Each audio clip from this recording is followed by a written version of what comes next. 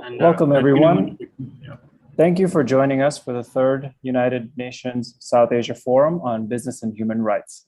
This is the session titled National Action Plan on Business and Human Rights, from Development to Implementation. I'm Adish Gurung from Q Design, and I'm also accompanied by my colleague, Monica Shrestha. We will be your technical facilitators today.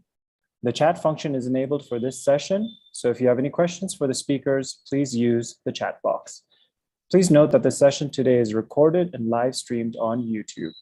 If you have any questions about Zoom or technical assistance, please feel free to raise your hand or drop a message into the chat box. I will now hand over to Mr. Samad Aftab, Project Officer, Rights-Based Development. Mr. Aftab, the floor is yours. Thank you, Adish. Good morning, afternoon, and evening, everyone, depending on where you're connecting from. Hello to all of you joining from Pakistan, South Asia, and from around the world. Welcome to the Pakistan Country Session, part of the third South Asian Forum on Business and Human Rights. My name is Samad Aftab, and I work at UNDP, Pakistan. It is a pleasure to welcome you all to this discussion, which will be centered around multi-stakeholder recommendations for the effective implementation of Pakistan's National Action Plan on Business and Human Rights. Joining us for this discussion today is a panel from a variety of backgrounds who will share their perspectives on both opportunities and challenges for the strengthening of human rights protections across business activity in the country. A central objective of the discussion is to identify the individual and collaborative roles and responsibilities of different stakeholders towards the sustainable and resilient realization of the UN guiding principles on business and human rights in Pakistan. We have a large and expert panel joining us today. Joining us are Ibrar Khan, Business and Human Rights Focal Point at the Ministry of Human Rights, Government of Pakistan; Laila Azhar, Executive Director at HomeNet, Pakistan; Abia Akram, CEO of the National Forum of Women with Disabilities, Pakistan, and Program Director for the Special Talent Exchange Program; Karamat Ali, Executive Director at the Pakistan Institute of Labor Education and Research; Farhat Parveen, Executive Director at the National Organization for Working Communities; Syed Maaz Mahmood, who is President of the All Pakistan Business Forum; and Saad Mohammed, Chairman, Youth Committee of the Pakistan Workers' Federation. Before commencing the panel discussion, we will play a video about Pakistan's National Action Plan, including remarks by Dr. Shireen Mazari, Federal Minister for Human Rights, and Knut Osby, Resident Representative of UNDP Pakistan. I would request the technical facilitators to now kindly play the video.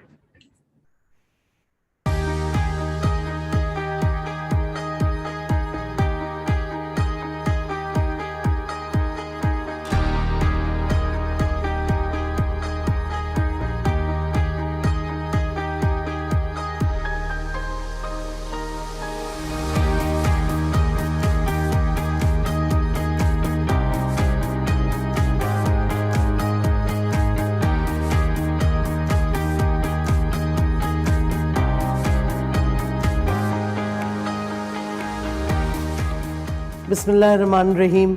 The government of Pakistan, led by the Ministry of Human Rights, is proud to have approved the country's first National Action Plan on Business and Human Rights in September 2021, making Pakistan the first country in South Asia with a NAP. The NAP articulates a national strategy for the fulfillment of human rights across all forms of business activity. In addition to laying out the state's expectations of business enterprises with respect to human rights throughout their activities, the National Action Plan proposes 69 actions across the following 8 priority areas: financial transparency, corruption and human rights standards in public procurement contracts, anti-discrimination, equal opportunity and inclusion, human rights due diligence, labor standards and the informal economy, child labor, forced or bonded labor, occupational health and safety, access to remedy.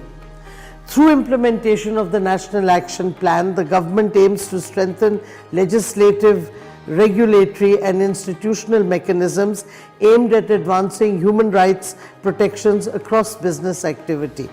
This will reduce regulatory uncertainty for businesses and clearly articulate their human rights obligations and best practices, such as 1. Human rights policy commitments, 2. The implementation of human rights due diligence, 3. The provision of remedial and grievance resolution mechanisms. The National Action Plan also explains ways in which the state will facilitate and support business in meeting their human rights obligations.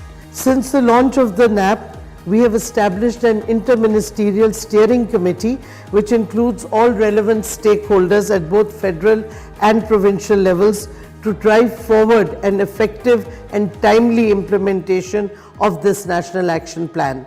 The launch and now ongoing implementation of the same demonstrates Pakistan's firm commitment to the United Nations guiding principles on business and human rights. On behalf of the Government of Pakistan, I would like to congratulate the organizers and participants of the 3rd Asian Forum on Business and Human Rights for holding this important discussion on the advancement and responsible business practices across the region.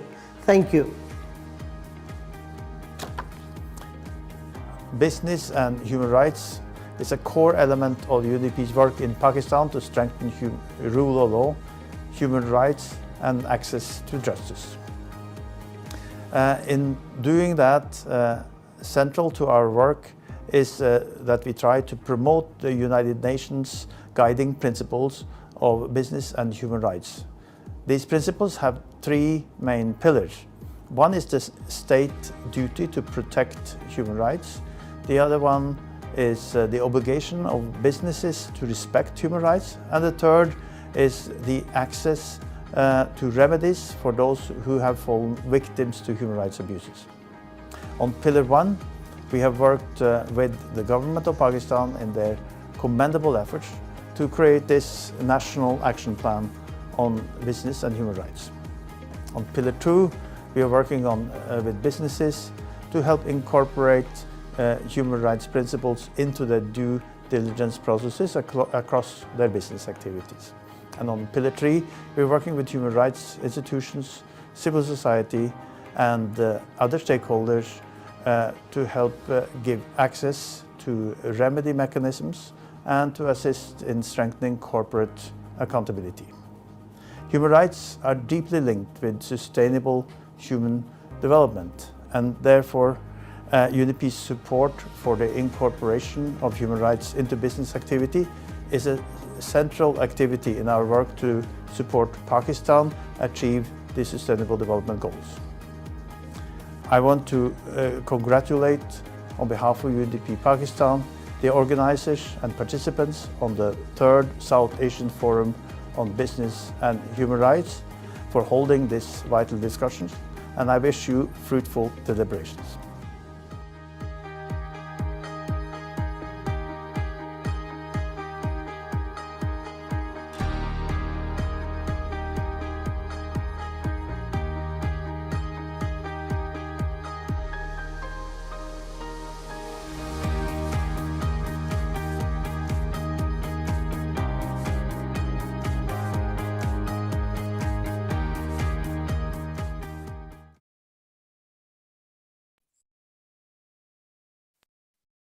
All stakeholders who supported and contributed to the development of the National Action Plan can be proud. It is indeed a major milestone for the country. However, policies are only as good as their implementation.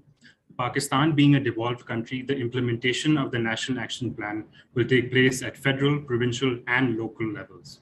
Additionally, there will need to be coherence amongst a multitude of actors, and in addition to government and businesses, the roles of civil society, national human rights institutions, trade unions, academia, and others in advocating and driving forward a meaningful business and human rights agenda in Pakistan is equally important. Let us now start the panel discussion. I would encourage the audience to leave your questions in the chat box. Please make sure to identify who the question is aimed at. We have a large panel, but we will try our best to leave some room for your questions at the end. All right, let's begin. Beginning with Mr. Ibrar Khan from the Ministry of Human Rights. Since the approval of the National Action Plan in September 2021, can you briefly summarize the efforts that the government of Pakistan has taken and any upcoming plans for the implementation of the National Action Plan? Assalamu alaikum, good morning. Thank you, Samad, for introducing me. As you know, Pakistan has prepared and published its first ever National Action Plan on 28 September 2021. And just after that, we established a secretariat inside the Ministry of Human Rights. And after that, we launched the National Action Plan on 16th of December. And soon after that, as per the requirement of the implementation mechanism of the National Action Plan, we notified a steering committee, which include provincial and federal stakeholders, business entities, Pakistan, the Federation of Workers Federation, Union, commerce associations. These are all part of the steering committee, and it's an interprovincial and interministerial steering committee, a very strong steering committee with a large membership base. That is the only mechanism available with us, because after the 18th constitutional amendment, all the 4 provinces and the federal government has to work in coordination for the implementation of such action plans which are devised at federal level and has to be implemented at provincial level. So that steering committee is very crucial, very essential for the implementation of NEP.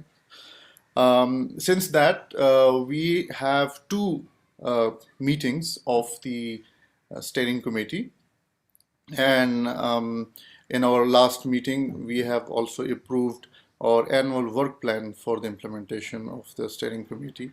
So this is the existing mechanism, available mechanism for the implementation. It is very important to have better coordination among the federal and provincial ministries, departments, and with the business entities, the Overseas Chamber of Commerce, the Pakistan Workers Federation, the Chamber of Commerces, and the provincial departments of labor, law, social welfare. These are all part of that process. So with that mechanism, we are forwarding towards the implementation of National Action Plan. Thank you, Mr. Abrar. As a follow-up question, in your opinion, from your perspective, what are 2 key barriers that exist for the sustainable implementation of the National Action Plan in Pakistan, and how do you think these challenges might be addressed? Well, the National Action Plan is just a guideline, and it has no legal binding on the provinces, especially, as I mentioned, after the 18th constitutional amendment. It just provides the guidelines for the businesses and for the departments. So because of that, the coordination among all the entities is one of the major area of constraints, and we are trying to overcome on that area. That's why we are more focusing on the individual work, and we are not focusing on the individual work, we are more focusing on the collaborative work, on the coordination. And for that, we have planned to have meetings with the provincial consultations. Provincial consultations will be done. And one thing I just missed, because at the federal level, the Prime Minister signs a performance agreement with the ministries. We have also made BHR part of the performance indicators agreement with the Prime Minister. So this is a very important step, because at the end of every quarter and at the end of every year, we have to provide details of the implementation to the Prime Minister office. So it is a kind of, we have bound ourselves to work on the BHR implementation. That was from the previous question. Sorry, I missed that. And the second thing is, as you know, the in Pakistan, awareness is a big issue. Uh, since the BHR has no binding effects, that's why we have to create more awareness in the business activities and at journal as well about the BHR. What is BHR? What is, because most people don't understand BHR. They think it's like just child labor or just one part of it they understand, but it's a, you know, it's a different thing than just, not only just child labor.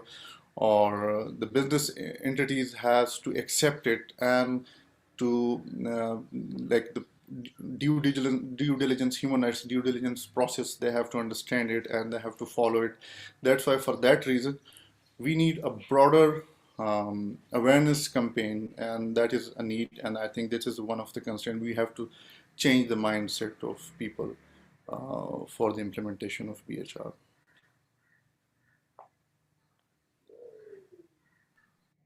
Yes, Thank you, Saman. Mr. Awar. Thank you. Moving to our next panelist, Umilela Azhar. An important indicator to measure the effectiveness of the National Action Plan will be its impact on the actual lives of rights holders, particularly at the grassroots level. As we know, like many countries in the region, Pakistan has a large informal economy. Ms. Umilela, with your many years of experience and knowledge of the informal economy in Pakistan, can you speak about specific challenges faced by informal workers, for example, home-based workers or others in Pakistan? So thank you very much, Sarmad and UNDP, for having me here in this an important South Asian Forum on Business and Human Rights. I think this question of informality is very pertinent in relation to the businesses, and especially when we are talking about when we are talking about the UN guidelines, and Pakistan has come up with a national action plan. This is very important.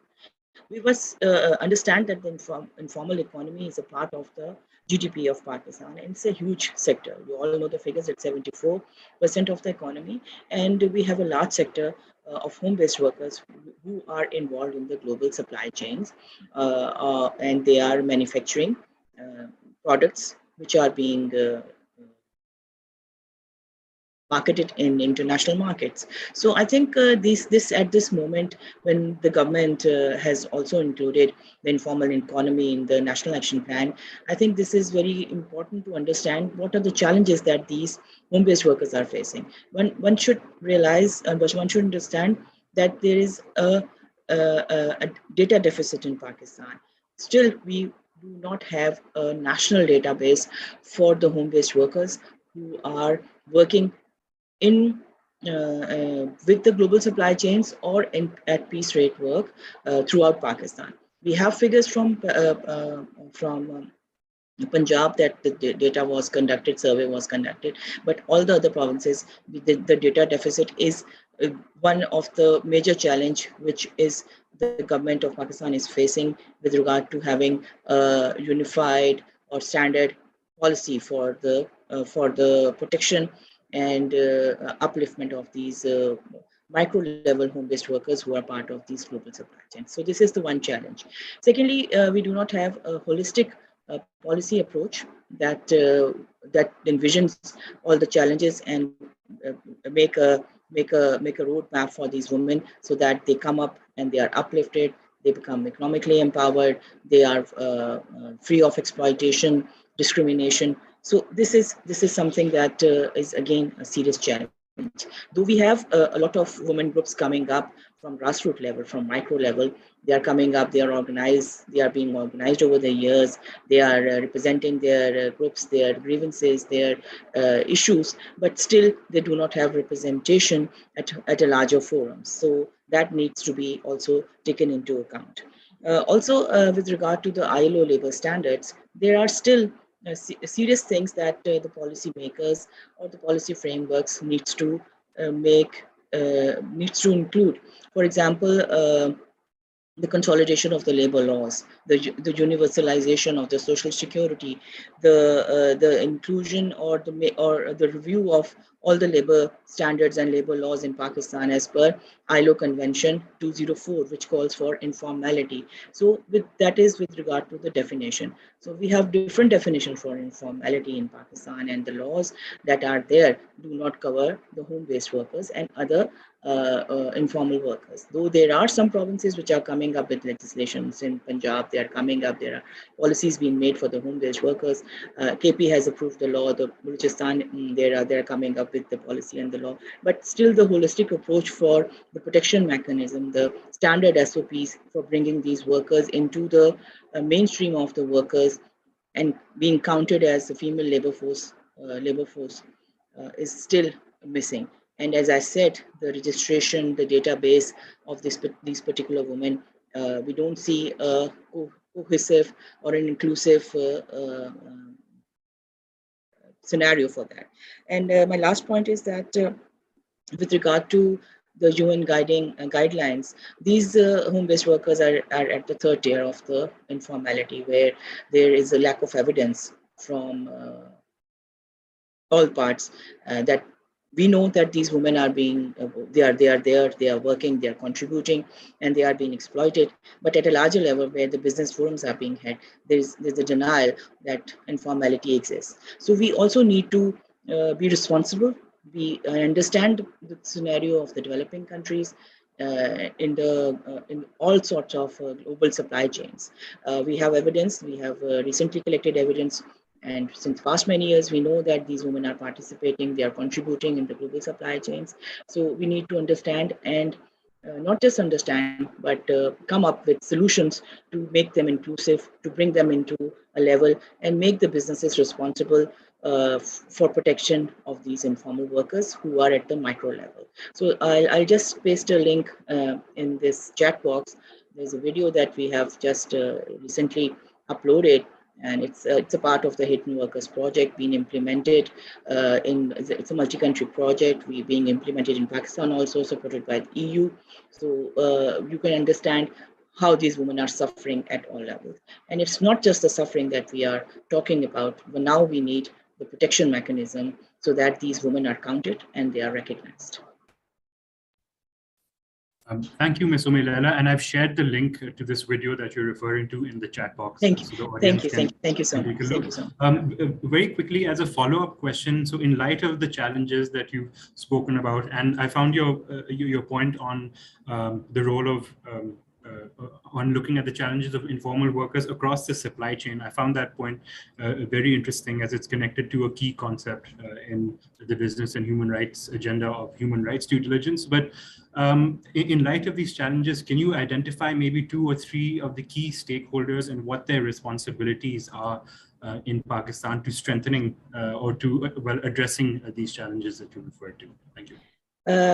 Apart from the tripartite stakeholders, I think the tripartite plus mechanism is very much important when we are talking about the informality and when the government is looking up for the implementation of the National Action Plan.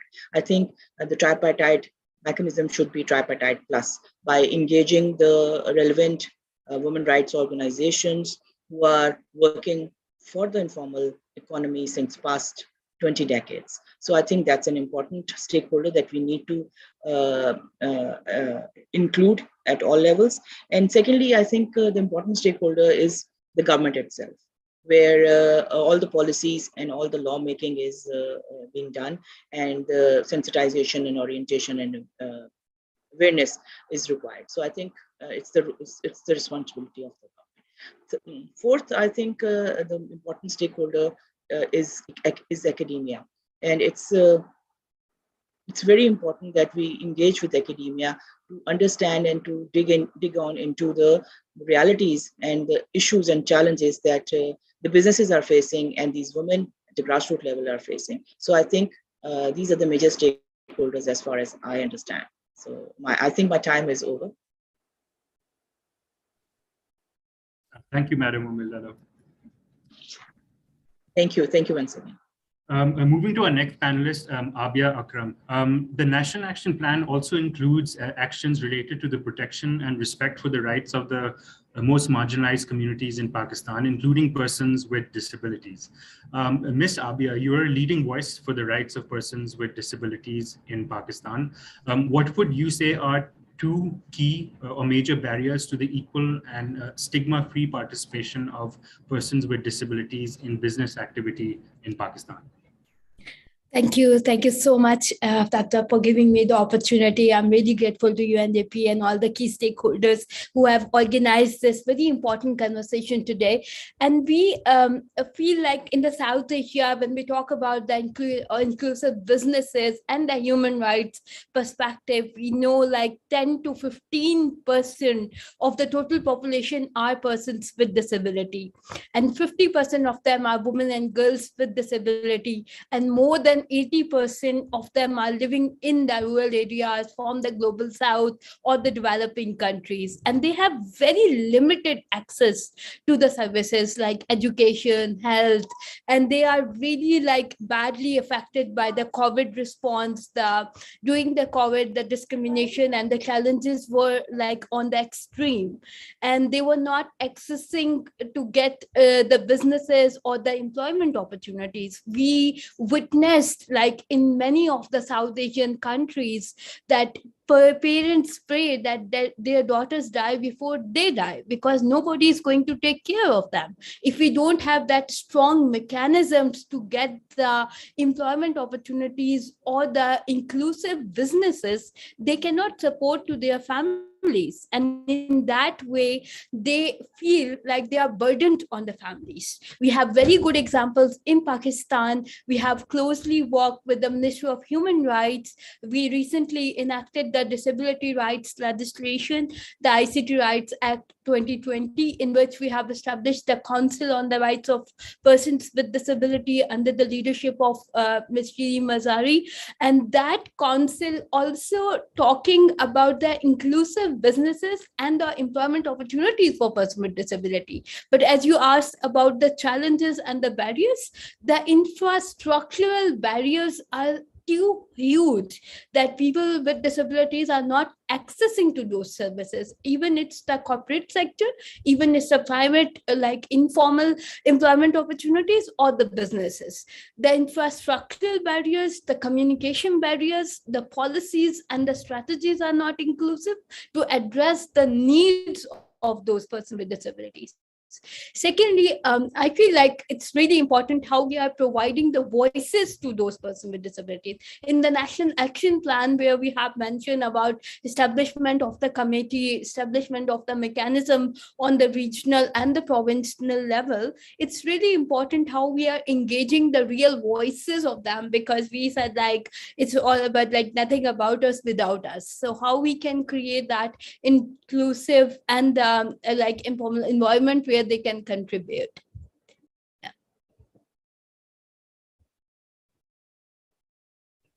Thank you, Ms. Abia. As a follow-up question to this, and in light of the challenges that you have referred to, what would your topmost recommendation be for 2022 for the meaningful and sustainable empowerment of persons with disabilities in business activities? So what would your topmost recommendation be for government or business or other relevant stakeholders? I would say it's important to take the twin track approach at the moment, because on one hand, we have to engage the real stakeholders, like the person with disabilities organizations, their representatives, and also raising that awareness in the accessible format so people can get access to that, like about the businesses, how they can establish, building the capacity of those persons with disabilities who are confined in the home. So it's really important to mobilize them, creating enabling environment for them. And on the other hand, when we talk about the twin track approach, it's very important how we are on the policies and the legislation level, we are engaging those perspectives. And we also see how the sustainable development goals have addressed the equal employment opportunities, the inclusive wage. The data segregation is important because we don't know how many of us are existing. So it's really important to compile the segregated of the data. Thirdly, the research work needed, because once we have the research, like what are the inclusive businesses, how other countries in the South Asia are working, and that kind of like collaborative efforts, we need to document that. Thirdly, we also need to see from the perspective like how we are referencing it with the sustainable. We are just having the Asia Pacific Forum on the sustainable development that's starting next week. They have a roadmap. They are including the voices of all the diversified groups. So how we are linking with the international standards and the documents in line with our country perspective. ILO have a very like great policies on the inclusion. So how we are reflecting to our national action plans, what are the indicators on that? And also I just want to highlight like the financial allocation is very important, because once we have the budgetary proper allocation for the engagement of the person with disabilities and training, capacity building, that component need to be included. So then we can see inclusive approach on that.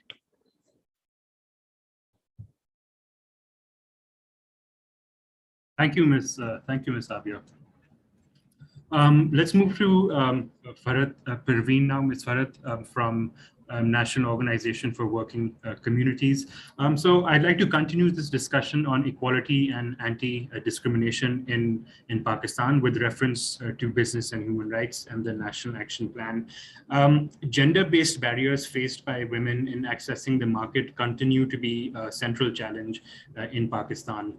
Ms. Farhat, what would your topmost recommendation be, one, for government, and two, the private sector for advancing the equality of women throughout business activity in our country? Yeah, Assalamu alaikum to all. I think, and thank you very much for the opportunity to speak on the rights of women in Pakistan. I think the topmost recommendation from me would to the government would be to have a consolidated database on the contribution that women are making in Pakistan. And I think we have a very good chance to consolidate economic activity related data with the NADRA. Because there are many government organizations and data collecting organizations working in provinces and at the federal level, but unfortunately they are not being able to provide us any sustainable and credible data on the contribution that women are making in Pakistan. And Pakistan, women in particular, and the labor force in general in Pakistan. So what we need to do is to have a consolidated database where we can see that the number of women working inside the household as home-based workers, and as domestic workers, as factory workers, women working in the commerce and industries. So I think there is a need, and in the services sector, because we have very pertinent growth in the services sector in the past 20 years in Pakistan. So perhaps, and this is a very humble request to the government of Pakistan to consolidate the database on economic participation of women in Pakistan through NADRA. And I would also like to re-emphasize the need to have a universal social security system in Pakistan, and I think that too could be derived from the database which I was talking about. That NADRA should take responsibility, should be given this responsibility to have a consolidated data on the participation of women and on labor force in Pakistan. It will enable, I think, the government to, provide the basic rights that women and the labor force should get in Pakistan. As far as the discrimination is concerned, Pakistan needs to, legislate on two ILO conventions. One is Convention 100 and Convention 111. Both are responsible to provide a discrimination-free environment to women wherever they work. So I think we need to legislate in accordance with the ILO Convention 100 and 111. At the moment, we do not have any particular law or clauses in the labor laws in reference to Convention 100 and 111. Thank you. Hello, Samad. Thank you, Ms. Bharat.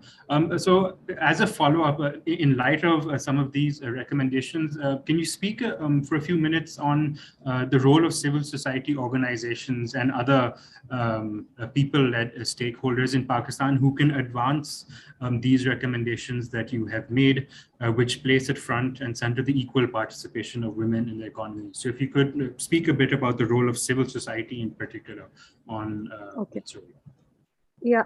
The civil society in Pakistan mostly works in silos. So perhaps we need to have consortiums, or we need to do some collaborative effort to ensuring the rights of women workers in Pakistan. And for this, I want to suggest that we need to have a consortium based on, for example, a consortium for the rights of workers in Pakistan. The consortium could, add trade unions, and and I mean, if you look at the number of trade unions in Pakistan, it is very, very, unfortunate that we do not have many trade unions at the moment in Pakistan, and we need to make some relevant changes in the law on organization in Pakistan, so that many people could form their unions. And if there is we need to lobby for a law from the civil society. I mean, we need to lobby on for a consolidated law which ensures the right of association, freedom of association to women and the labor in Pakistan. So I think the civil society has a role to play, but for this we have to come together genuinely to support working class in general and women workers in particular.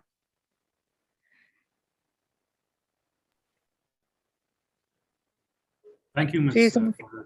For your remarks. I would like to also discuss and bring in the role of youth in business and human rights in Pakistan. So moving to our next speaker, Mr. Saad Mohammed, who is the youth representative for the Pakistan Workers Federation. Saad, can you share what a key role is for youth in ensuring that human rights is respected across business activity in Pakistan? Thank you, Brother Samad, for first of all, for this opportunity to speak on behalf of trade union in this very important forum. One fact is very much, we must, the one fact is very important, that almost up to 70% of the population of Pakistan is youth. So often play major role in, bringing up change. And the first step I think that we need to take is firstly that when we're talking about youth, do we think that the youth in themselves are aware of the human rights properly and the workers' rights? Unfortunately, in Pakistan, in the universities and the schools or in the curriculum, we are not taught about the human rights mostly, and not about even the workers' rights. And when we see the countries, the developed countries, there the human rights education and the workers' rights education is part of the curriculum. So on the first step, I think that we firstly need to, we need to bring awareness among our young generation, the youth, about the we have to sensitize them about human rights and the workers' rights. And obviously, when they will get to know their right, and then they will organize, and when they will raise their collective voice, the 70% population will be raising voice on something that will obviously bring change. So I think therefore we need more focus on working on sensitization our youth on what human rights are, and that can be done from very early stages, from when the child starts learning from school, that he is being taught about the human rights and the workers' rights especially. And the workers' rights and human rights are not something different, they're similarly the same. So, and when the question is about that the business in the business activities, the human rights are respected. So when there will be a trade union, when there will be a proper labor union in that business, so I believe when they will be playing a role of watchdog, and they will be observing that the rights of the workers, the human rights or workers' rights, they are observed, and the workers are getting their rights.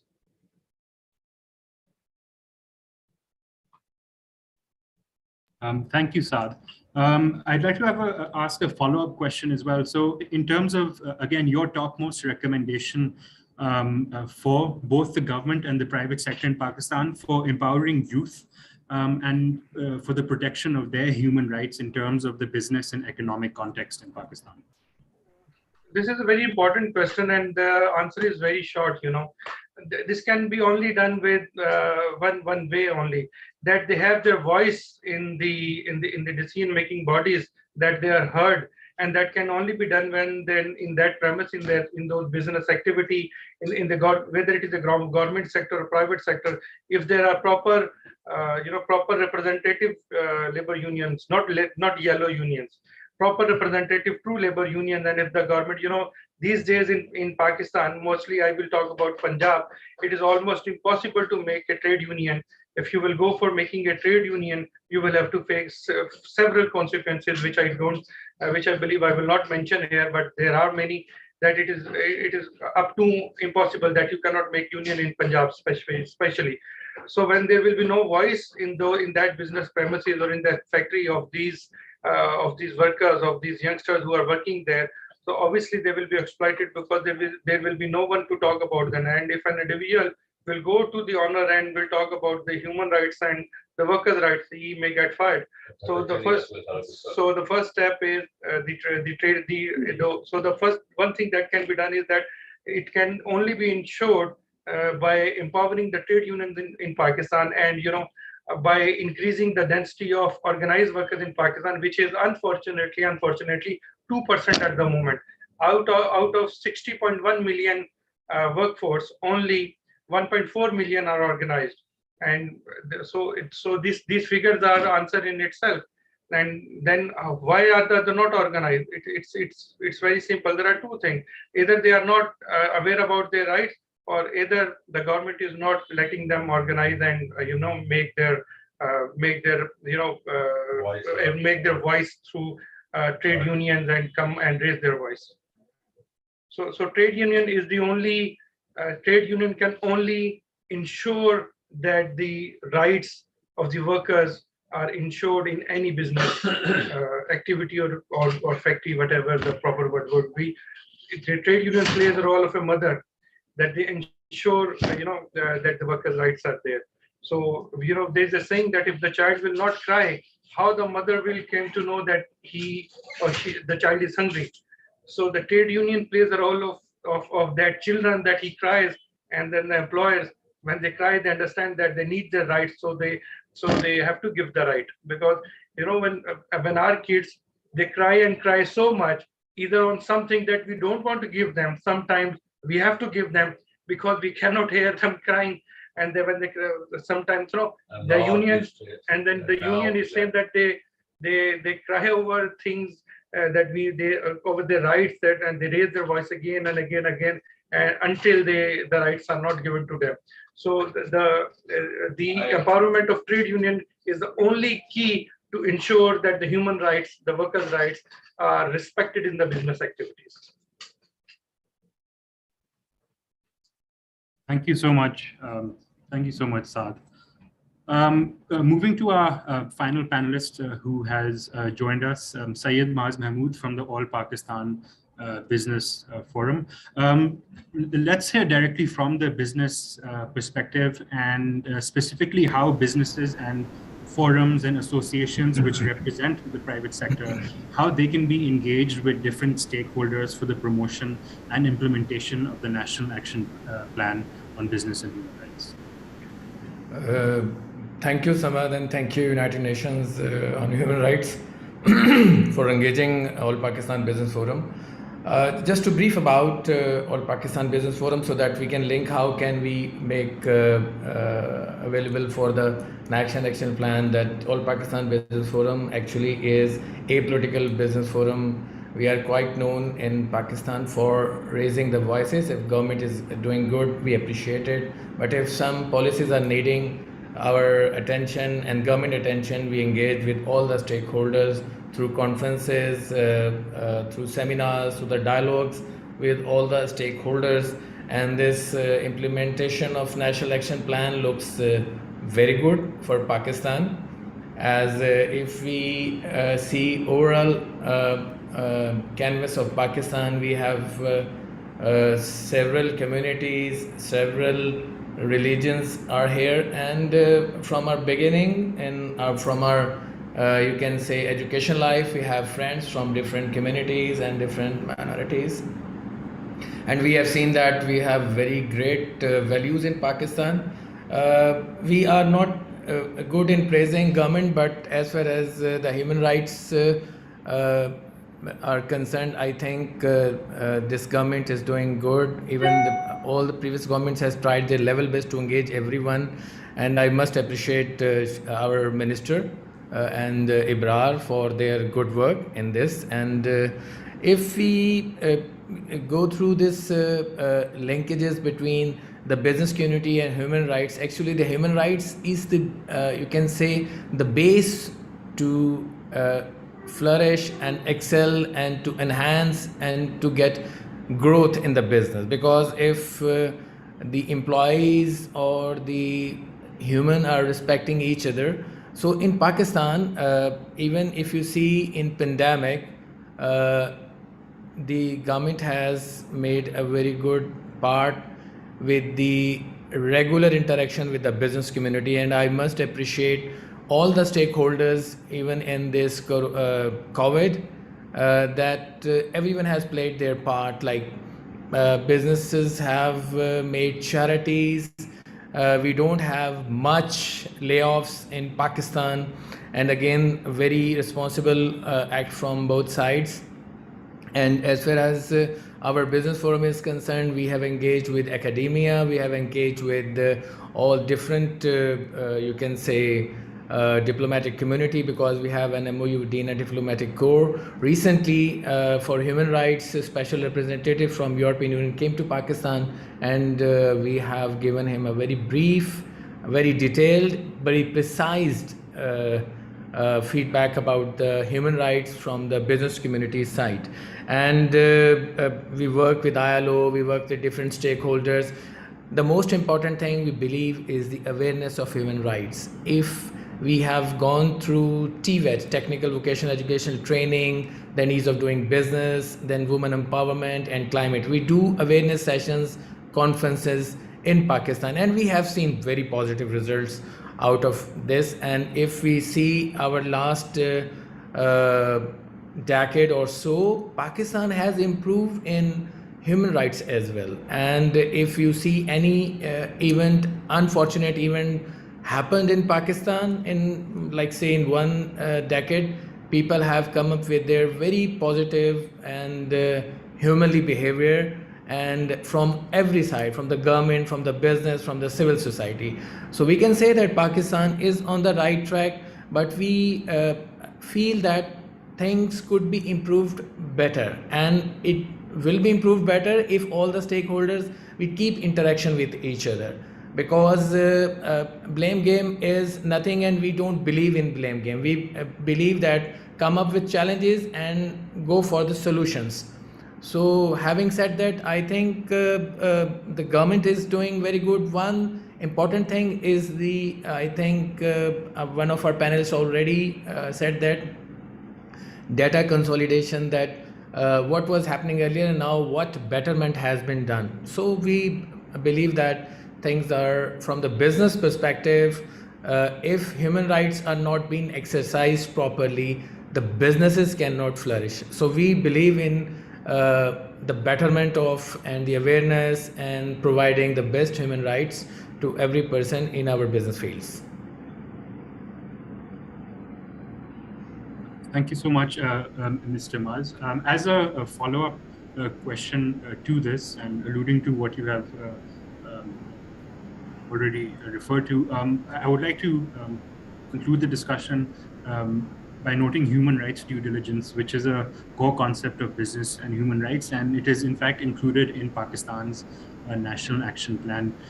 So human rights due diligence requires that businesses identify and act upon human rights risks which exist in their own business activity, but also across their value chains. It is of course a large and complex exercise, but we have to start somewhere. From your perspective, or from the perspective of the private sector, what would your top 2 practical recommendations be for the initial application of human rights due diligence in Pakistan? A very right question. I think the most important thing is the regular interaction from all the stakeholders.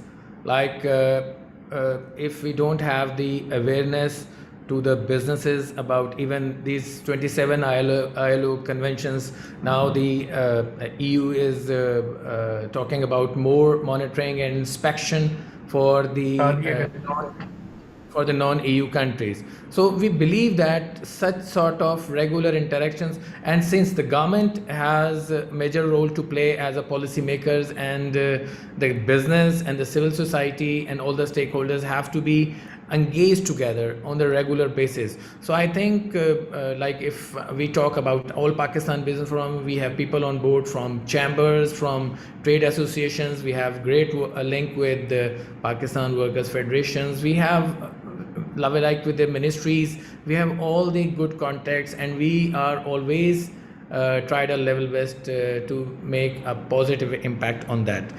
First of all, the first recommendation is the awareness to the businesses about the human rights, ILO conventions, and the new changes coming and the new additions which can help businesses to flourish. And the second thing is the implementation of regulation. I think regulatory implementations are very important, because we need to have important focused regulations that can help the businesses to understand and to implement within their organizations and even in the societies. So I think recently we have seen some very positive steps from the ministry, and we appreciate that with the engagement with the business community and the government and the other stakeholders, we can do very good in that sector.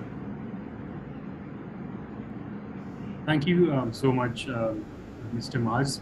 And with that, our panel discussion concludes. We still have a few minutes remaining for questions from the audience. We've got around 7 or so minutes left, so we will only be able to take some selected questions. So I'll go through them quickly, and starting with Mr. Ibrar Khan from the Ministry of Human Rights. One question is about the implementation timelines of the National Action Plan, and any preparations for how the National Action Plan implementation will be monitored, either externally or by external stakeholders. So if you could speak very briefly on that, if possible, in a minute. Sorry to put you on this spot in terms of time. Ibrar sir, thank you.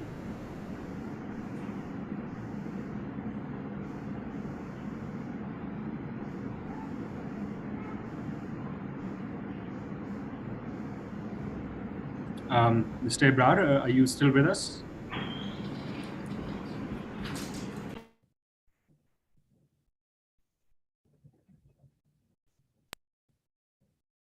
Okay, maybe we can return to Hello? that question. Yes. Ji, So I was unable to unmute myself. Okay. So your question was about the implementation mechanisms and yes, so on implementation mechanisms timeline and any plans for how the NAP implementation may be monitored internally or externally. well, the monitoring mechanism is the same as I told you, the steering committee. It's also, it's not just only coordination, but it's also part of the steering committee, job of the steering committee to monitor the progress and put their inputs and suggestion as well and provide guidelines for the implementation of BHR. So one is that mechanism. The second mechanism is that we establish a BHR secretariat within the ministry, which also supports the steering committee, which also support the overall coordination and the work done by the ministry, the work which has to be done by the ministry as per the actions and the role assigned to the Ministry of Human Rights. So they will also take track of they will also have track of the record and the progress and the monitoring process will be going on in that way. And there is the other thing which I have told you about the performance agreement, the performance indicator agreement with the Prime Minister. It is also a very important tool because we are bound to provide the details of the implementation to PM office and based on that performance indicators goals, they assess our performance, the performance of the ministry. So if we don't perform well, so it affect the performance of the ministry. So that is also somehow is a monitoring tool which we applied on ourselves because we included the BHR on the performance indicator list. So these are the existing mechanism. The third thing is we have developed and approved a work plan. And the work plan we have because all action has a timeline of 5 years, but we have prioritized and we have selected some of the actions based on the suggestion and recommendation of the steering committee.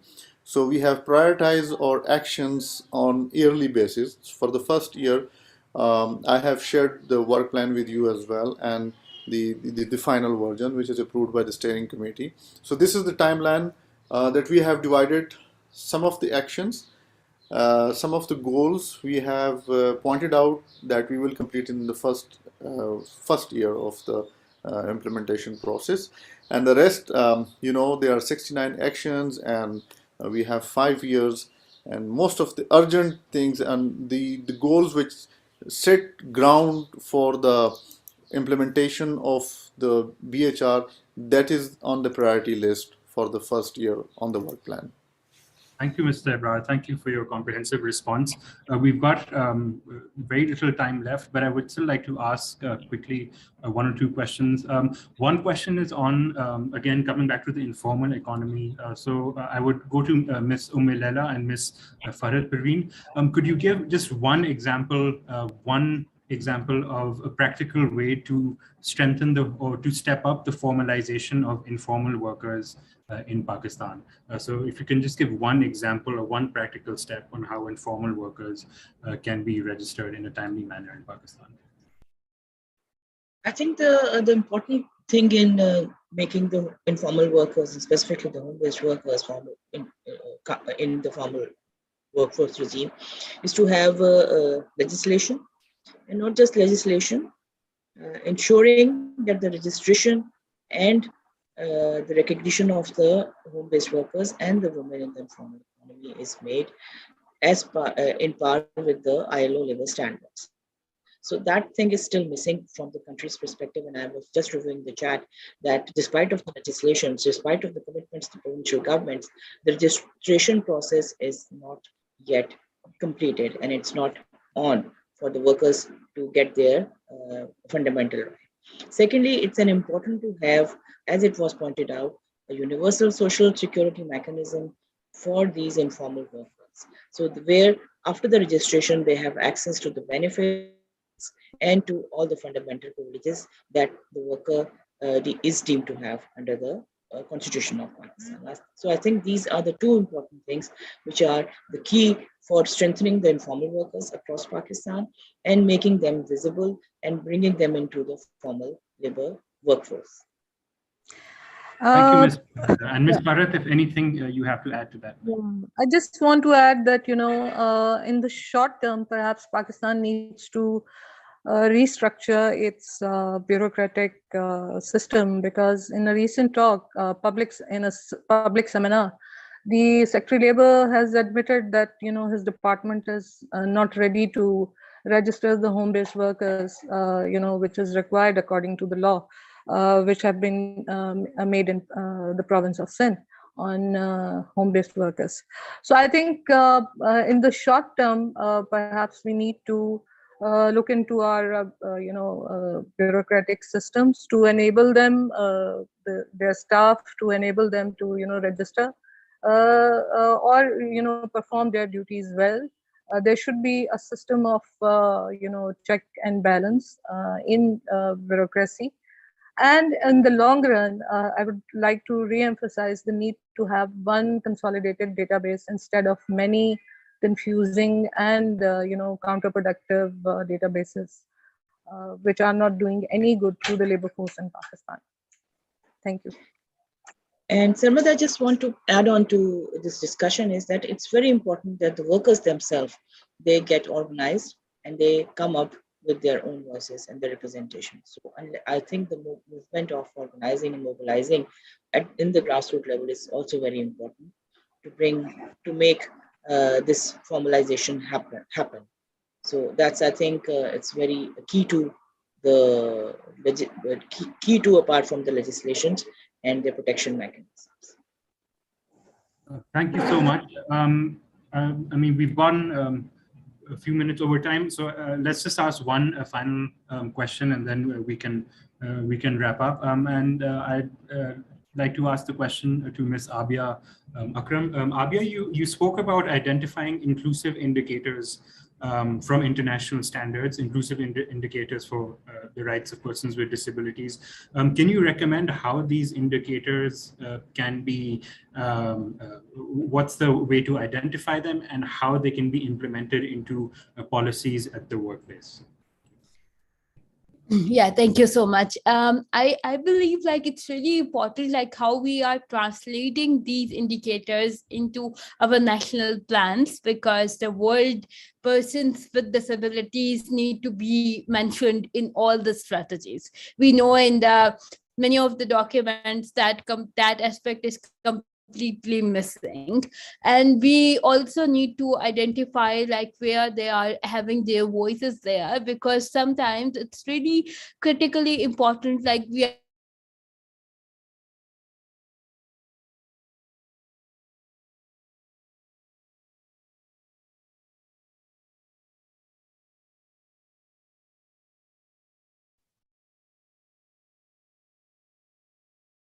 Abia, are you still there?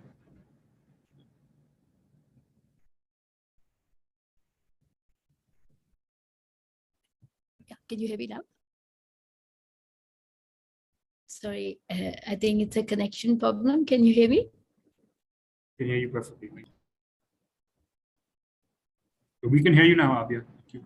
Okay, thank you. So I was just saying like it's really important like how we are translating that into the national context and linking it with our own strategies, and also we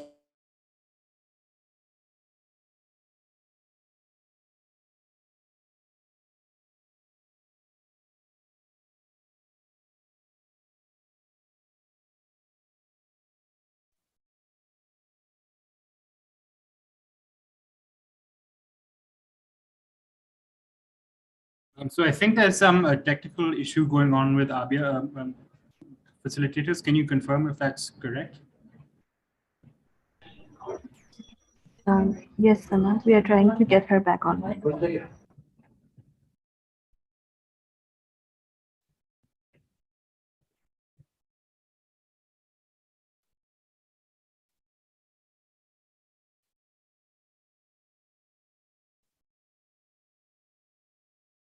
So where they have the South Asia Forum, the regional forum is happening in Bangladesh also. In that forum, how we are bringing those voices and giving some good examples from the country level. Then we are linking it with the policy interventions. We really need to develop the accountability mechanisms. Like if we are aligning it with the Sustainable Development Goals or all these indicators, what is the accountability mechanism for that? And our like concept which are established on the regional and the Ministry of Human Rights have that committee. So in that committee, the follow-up mechanisms need to be established and also giving that opportunities to that. Sorry, I think the connection is not very good. Can you hear me now? We got the first part and the last part, and I think we got what you were saying, Abia. Thank you so much. There are some other questions, but I think now we've gone quite a few minutes over time. So with apologies to our remaining panelists, I would like to conclude today's session. I would like to thank all the panelists for sharing your time, your experience, and your knowledge. Thank you also to all of the listeners who have joined us today from around the world. Please do feel welcome to get in touch about today's discussion and any questions you may have on business and human rights in Pakistan. Feel free also, of course, to get in touch with the panelists and to continue this discussion. Thank you all. Thank you also to the organizers of the forum and to the technical team for your splendid support. Good afternoon all, and until next time. Thank you. Thank you very much. It was good to be there. Thank you. Thank you.